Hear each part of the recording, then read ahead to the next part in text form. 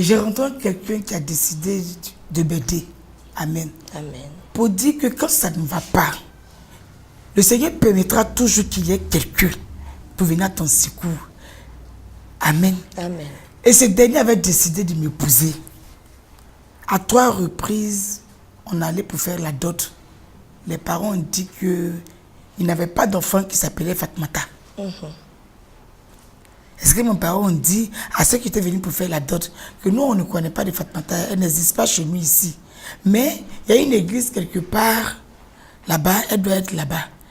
Et ce que j'ai oublié, c'est qu'à cause de moi, mes parents ont convoqué le pasteur à la police. Ils ont créé toutes sortes de problèmes au pasteur.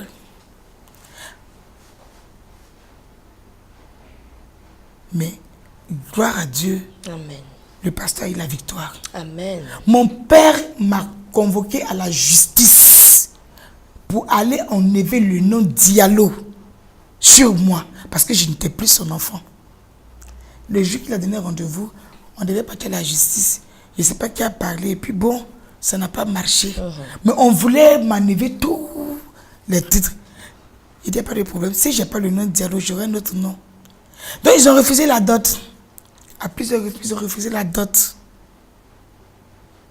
Mais par la grâce de Dieu, avec les démarches, avec tout, les choses ont fini par rentrer en ordre et on va aller faire le mariage. Mais, moi je pensais que c'était la fin de l'histoire. Grande a été ma surprise. Je vais dire à quelqu'un que la persévérance est très importante. À mon mariage, mes parents ne sont pas venus. Ni mon père, ni ma mère, ni mes tantes. Personne n'est venu à mon mariage. Mais il a été fait quand même. J'ai contracté une grossesse à ma grande surprise. J'étais en train de faire des papiers parce que je voulais parler en Europe. Donc je faisais des courses pour aller en Europe. Et dans les courses, je suis tombée malade. Très malade. J'ai pensé à tout sauf à une grossesse. Parce que je me suis dit que je n'allais pas enfanter. J'ai mis dans ma tête que j'étais stérile. J'ai accepté ça. J'ai accepté ça, que j'étais stérile. Et je suis tombée très malade. On m'accompagne à l'hôpital. On me fait les examens. On me dit, vous êtes enceinte. Je dis non. C'est pas possible. On dit, si vous êtes enceinte, je dis, c'est pas possible. Je ne peux pas être enceinte. Vous avez contracté la grossesse à quel âge? À l'âge de 35 ans. On me dit, vous êtes enceinte. Je dis, je ne suis pas enceinte. On dit, si c'est une grossesse.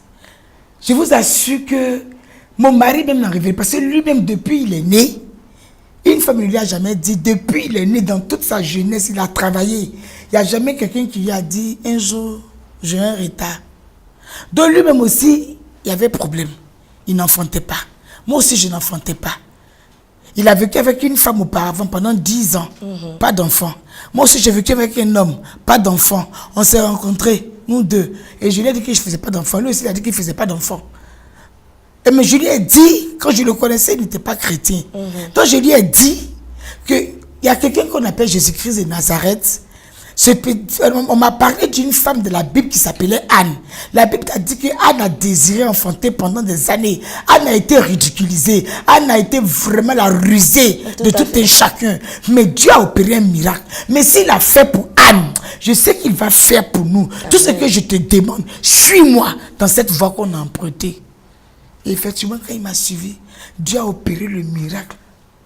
Au moment où le miracle arrive, on m'appelle pour me dire que le visa est prêt. Waouh, tout en même temps, hein? Tout en même temps. Je vais partir. On me dit que le visa est prêt. Bon, je peux partir avec la grossesse.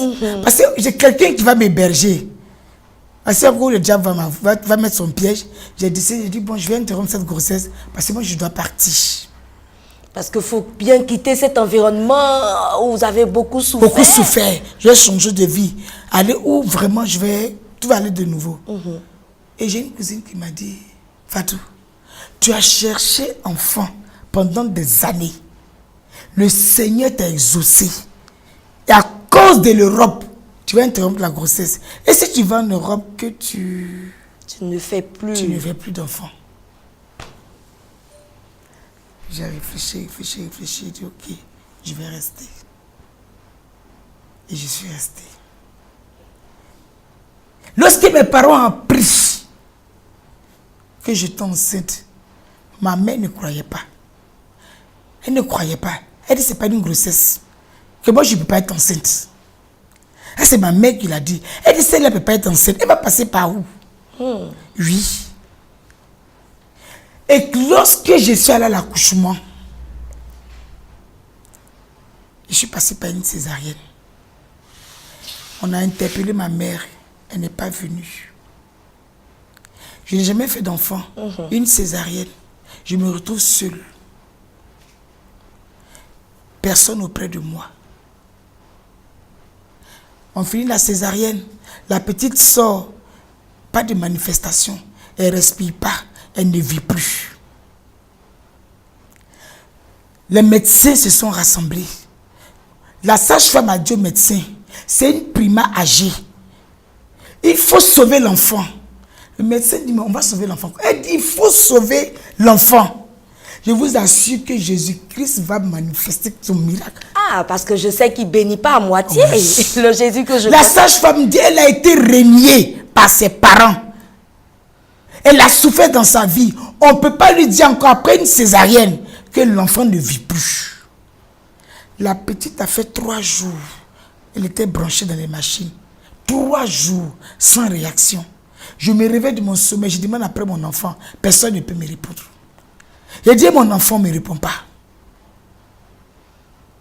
Le 3e jour, le miracle s'est opéré. Amen. La petite a réagi. Le chiffre 3. Hein? Elle dit le 3e jour, elle a réagi. Je ne sais pas appeler c'est un coma. Elle est sortie du coma. Ça a été vraiment une fête dans l'église. Mais ceux qui connaissaient mon histoire, tout le monde a crié. Amen. Amen. J'ai beaucoup de joie dans mon cœur. La stérile, ceux qui n'enfantaient pas. Parce que partout, on m'avait traité de stérile. Partout. Même le premier homme m'avait traité de stérile. Ses parents m'avaient traité de stérile. Parce que juste après mon départ, celle qui l'a prise 3 mois après, elle est tombée enceinte. Et tout le voisinage racontait que j'étais stérile, que j'avais un ventre de tombeau, j'avais un ventre de cimetière. Ça fait que quand j'ai contacté la grossesse de ma fille, ma voisine m'a dit, même si tu vas ramper, il faut ramper, mais il faut que tu reviennes ici avec cette grossesse. Il faut que tout le monde voie que ton Dieu que tu as décidé de suivre, il est vivant, Amen. Il est puissant, il est capable. Amen. Et je vous assure que quand je suis retourné, quand le monsieur m'a vu avec la grossesse, il est resté bouche ouverte. Il dit, toi, c'est toi Fatou, toi, donc tu peux enfanter. J'ai dit oui. Jésus-Christ de Nazareth a changé mon histoire. Amen. La stérile, c'est qu'on a traité de stérile, a enfanté. Au nom de Jésus. Au nom de Jésus. Voici maintenant ma mère qui toute confuse, qui veut voir l'enfant. Comment voir l'enfant? Parce qu'elle ne croyait pas. Amen. Amen. Avec Jésus, je me suis mariée. Ceux qui ne pouvaient pas se marier, je me suis mariée. Alléluia. Et vous êtes très heureuse. Et je suis très heureuse. Après la première grossesse, j'ai contracté une 2e grossesse. Amen. Alléluia. Alléluia. Amen, amen. Ce qui était impossible a été possible avec Jésus-Christ de Nazareth. Ce que les marabouts n'ont pas pu me donner. Ce que les féticheurs n'ont pas pu me donner. Ce que les marabouts n'ont pas pu faire dans ma vie. Jésus-Christ de Nazareth l'a fait pour moi. Amen. Amen. Amen. Amen. La joie que je n'avais pas, avec Jésus, j'ai eu cette joie. La paix que je n'avais pas, Jésus-Christ m'a donné cette paix. L'amour que je n'avais pas, je l'ai obtenu avec Yeshua Mashiach. Amen. De l'échec, il m'a fait passer à la réussite. La réussite à tous les niveaux. Et je suis fier de ce qu'il a continué mon histoire en m'appelant à lui servir. Amen. En faisant de moi un témoignage dans ma famille, dans toute ma famille, côté paternel comme côté maternel. Je suis la seule que Jésus-Christ a appelée à le servir. Et je le fais. Et je le ferai avec beaucoup de joie, beaucoup d'amour. Amen. Parce que Jésus n'appelle pas n'importe qui. Il appelle ceux qui ont du prix à ses yeux. Il appelle ceux-là même qui ont de la valeur. Amen. Il appelle ceux-là même avec qui, au travers de qui il va faire des choses extraordinaires. Et je sais que s'il m'a choisi, c'est parce qu'avec lui j'irai loin. Il a des choses à faire avec moi. J'irai très loin dans ce ministère. Parce qu'avec Jésus, on n'échoue jamais. Jamais. Ça, c'est Et je n'échouerai pas dans mon ministère. au nom de Jésus. Et je sais qu'avec Jésus-Christ de Nazareth, mes parents seront convertis. Au nom de Jésus. Parce qu'il a dit, crois au Seigneur Jésus et tu seras sauvé, toi et ta famille. Si j'ai été sauvé, ils seront sauvés. Amen. Ils seront sauvés. Sauvés. Pour dire à quelqu'un, Vous allez voilà, regarder cette caméra. je veux dire à quelqu'un aujourd'hui, si tu as tout essayé, que ça n'a pas marché, essaie avec Yeshua. Il n'abandonne pas. Il n'abandonne jamais. Je veux dire à quelqu'un que quand tout est gâté, quand tout est pourri, quand tu n'as plus d'espoir, c'est là que quelqu'un intervient. Quand les choses sont fermées, quand toutes les portes sont fermées, tout autour de toi, mais il y a quelqu'un qui est capable d'ouvrir ces portes qui sont fermées. Amen. Le monde entier va t'abandonner. Mais lui, il ne t'abandonnera jamais. Jamais. Ce que tu n'as pas eu dans le monde, avec Yeshua, tout est possible. Amen. Tout est possible.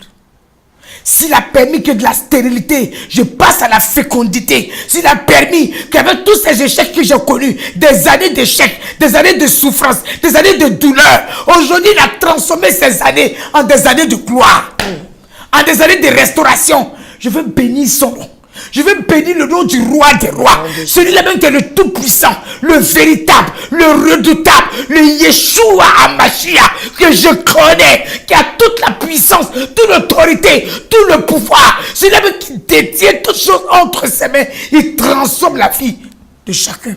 S'il a transformé ma vie, il est capable de transformer ta vie. Au nom de Jésus. Croyons en Jésus.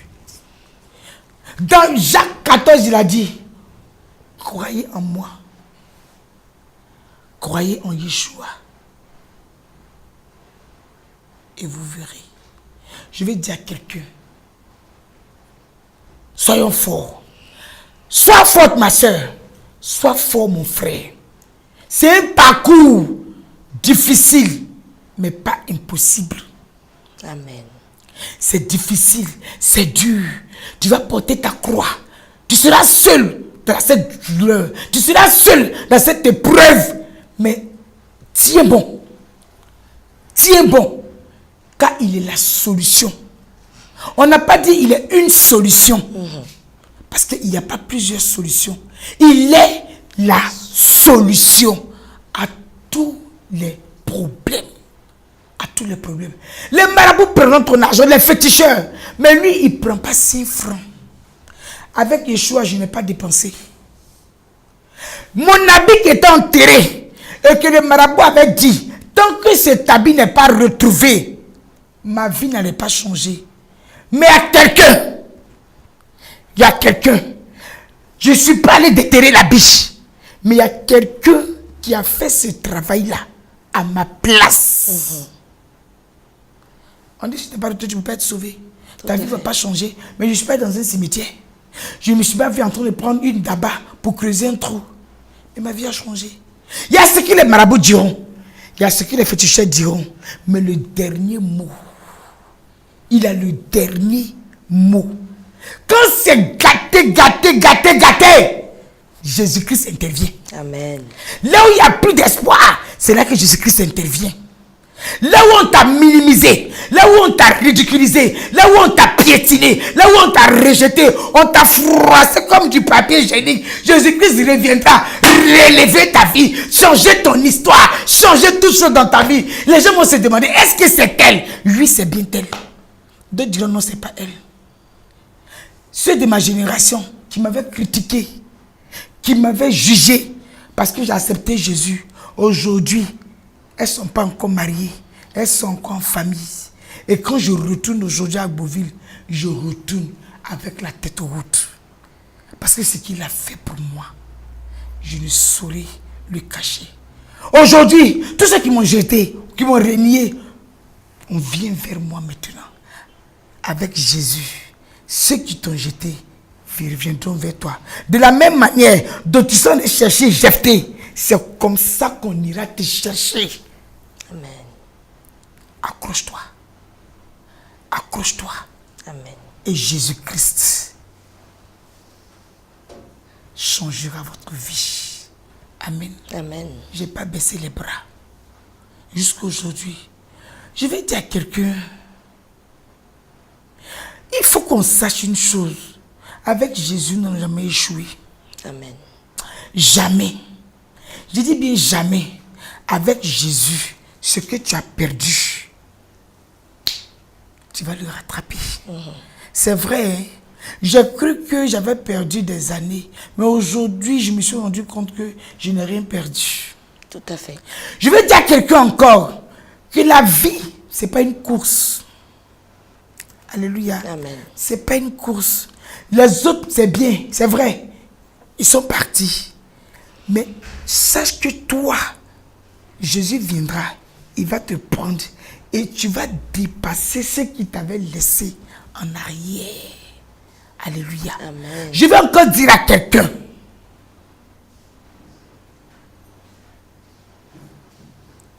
Si aujourd'hui, on ne te considère pas, rends gloire à Dieu. Amen. Si aujourd'hui, il y a les réunions de famille qu'on ne t'appelle pas, rends gloire à Dieu. S'il y a des décisions à prendre, on ne t'appelle pas, on ne t'a jamais appelé, rends gloire à Dieu. Mais le temps viendra où on ira te chercher. On ira te chercher. Quel que soit l'endroit où tu es, on va demander après toi. On va fouiller, on va chercher, on ira te chercher. Aujourd'hui, ma mère qui m'a mise au dehors, qui m'a renié, qui m'a rejeté, ne peut pas faire un jour sans m'appeler. Ma mère m'appelle constamment. Elle peut m'appeler 2-3 fois par jour. Donc vous êtes réconciliés, hein? On s'est réconciliés. C'est trop super. On s'est réconciliés. Quand j'ai accouché à la deuxième grossesse, elle est venue chez moi. C'est un garçon ou une fille? Une fille encore. Deux belles filles, hein? Belle fille. On s'est réconciliés. Et aujourd'hui, ma mère, quand elle a un problème, elle m'appelle. Quand elle a des décisions à prendre, elle m'appelle. Quand elle veut des conseils, elle m'appelle. Alléluia. Amen. Mais qui aurait cru? La pierre que les bâtisseurs ont rejetée Est devenue la principale. est devenue la principale. Et je rends gloire à Dieu. Amen. Quand on me demande qui l'a fait, je dis c'est un monsieur qui s'appelle Jésus-Christ de Nazareth. Le transformateur de vie. L'arrangeur des choses gâtées. L'arrangeur des choses pourries. L'arrangeur des choses. Il s'appelle Yeshua Hamashiach. Quand c'est gâté, c'est lui qui arrange. Quand c'est pourri, il prend. Il nettoie. Il façonne. Et puis te positionne. Lui, il trie pas, hein? Non. Il ne trie pas. Il prend tout le monde. Il prend tout le monde. Ses bras sont ouverts. Mettons notre confiance en lui. Avançons avec lui. Et on ira très loin avec Jésus-Christ de Nazareth. Amen. Amen. Amen. Amen. Je crois que nous allons faire quelque chose d'assez particulier aujourd'hui. Nous allons demander à toutes ces personnes qui nous regardent, qui n'ont pas encore fait la paix avec le Seigneur, de bien vouloir poser la main sur leur cœur. Et puis, maman Fatoumata va prier pour toutes ces personnes-là, parce qu'elle est un témoignage très puissant. C'est vrai qu'on n'a pas l'habitude de le faire sur le plateau de transformation, mais de manière particulière aujourd'hui, nous allons le faire pour tous nos téléspectateurs, de là où tu es, où tu nous regardes. Nous savons que ce témoignage t'a édifié, ce témoignage t'a touché, et je sais que le Seigneur se tient à la porte de ton cœur. Alors pose ta main tout simplement, je vais déposer le stylo, tu vas suivre mon exemple, tu vas juste poser la main comme ça sur ton cœur et nous allons prier ensemble. Alors maman Fatoumata, on va prier pour tous nos téléspectateurs qui nous regardent de partout, de tous ces pays-là, voilà, qui nous regardent et qui veulent accepter aujourd'hui le Seigneur comme leur ami fidèle, celui, comme vous l'avez nommé, le réparateur des choses gâtées. Yes. Amen. Amen. Nous prions donc. Nous prions. Père éternel, je veux te rendre encore toute la gloire. Parce que tu n'as pas regardé à mon état de pécheresse. Malgré les fétichés, les marabouts, malgré toutes les pratiques que j'avais faites. Mais tu n'as pas regardé à cela. Au contraire, c'est dans ce péché-là que tu m'as aimé et que tu m'as prise. Père, je prie qu'aujourd'hui, tous ceux qui sont dans mon cas, tous ceux qui sont désespérés, tous ceux qui sont abattus, tous ceux, Seigneur, qui n'ont plus d'espoir, je prie, éternel mon Dieu, que tu les localises maintenant, que tu les localises là où ces personnes-là se trouvent, et que Père éternel, tu étends ta puissante main, ta main, Seigneur, ta main d'amour, que tu étends cette main sur la vie de ces personnes, et que tu les attires à toi, et que, éternel mon Dieu, ces personnes-là fassent ta connaissance, que ces personnes-là fassent ta rencontre, et que ces personnes, éternel mon Dieu, un changement s'opère dans leur vie, et qu'au lieu des ténèbres, que la lumière surgisse sur leur vie, que la lumière les éclaire, que la lumière soit leur partage, que la lumière les conduise, et qu'ils passent de la ténèbres à la lumière, et qu'ils confessent que tu es Dieu, que tu es puissant, que tu es vivant, et que tu transformes maintenant toutes choses, même les cœurs incrédules. La Bible déclare que tu es celui même qui incline le cœur du roi, incline le cœur de chacun, afin que toutes ces personnes perdues, que ces personnes à paix, reviennent à toi, qui quitte les ténèbres et qui passe à la lumière. Que l'honneur et la gloire te soient rendus. Parce que je sais une chose, c'est que rien n'est impossible à toi. Merci Yeshua, parce que je sais que tu l'as déjà fait. Parce que tu es un Père, tu es un Dieu d'amour. Béni sois-tu notre Dieu. Et que l'honneur et la gloire te soient rendus. Au nom de Yeshua, Mashiach, que j'ai prié. Amen. Amen. Vous pouvez aussi participer à l'émission pour toute personne désireuse de nous raconter comment est-ce que l'Éternel l'a transformé. Vous pouvez nous appeler au 00225 et vous tapez 01 91 41 94. Je réitère encore le numéro 00225, c'est pour toutes ces personnes qui ne sont pas en Côte d'Ivoire, et vous tapez le 01 91 41 94. Et pour toute personne désireuse de rentrer en contact avec maman Fatoumata Diallo, épouse Henri, elle est joignable toujours au 00225, et là vous tapez encore le 01 45 22 87. Elle sera encore très contente de prier avec vous et puis encore vous exhorter dans votre marche et dans votre acceptation, votre nouvelle vie chrétienne. Que Dieu vous bénisse. On se retrouve à un numéro prochain. Shalom. Shalom.